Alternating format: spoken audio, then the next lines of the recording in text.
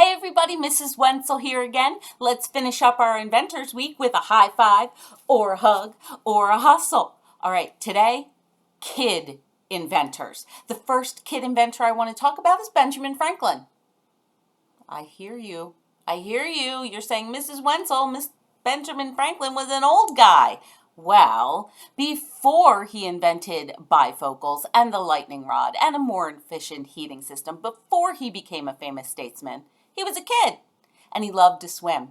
When Benjamin Franklin was 11 years old, he decided he was going to invent himself a way to swim better. So he invented swim fins. He made them out of wood. He cut holes in them for his thumbs and put them on his hands so he could swim kind of like a frog. He tried them for his feet too, but they didn't work so well. So 11 years old, an invention for fun. All right, my next kid inventor is Frank Epperson. You've probably never heard of him, but let me tell you his story. It was in 1905 and Frank was also 11 years old. He had made himself a drink, kind of like you might stir yourself up some lemonade or some chocolate milk. Well, he made his drink and he left it outside, and it was winter. When he came back out the next morning, it had frozen and he made the first popsicle. Now, I got to tell you something. He didn't immediately go out and patent that popsicle. In fact, it took over 17 years before the popsicle really took off. And when he patented it, he didn't call it the popsicle. He called it the Epsicle because of his last name, Epperson.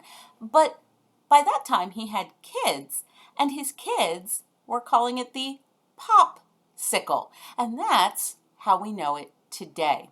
My last inventor is Abbey Fleck, and she was 8 years old when she created this invention in the early 1990s. She and her dad had been making breakfast, and there was a whole bunch of mess from the bacon, and they ran out of paper towels.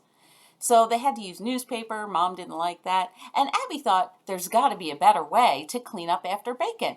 She invented something called the Macon Bacon, which goes in the microwave, lets bacon hang over top of it, the grease drips down into a little reservoir to catch the grease, easy to clean up, and actually makes the bacon a little healthier. So what do I think you should do today as your activity?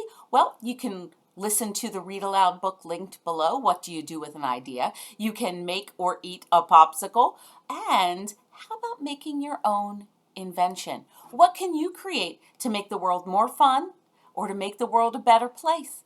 What problem can you solve? What idea do you have?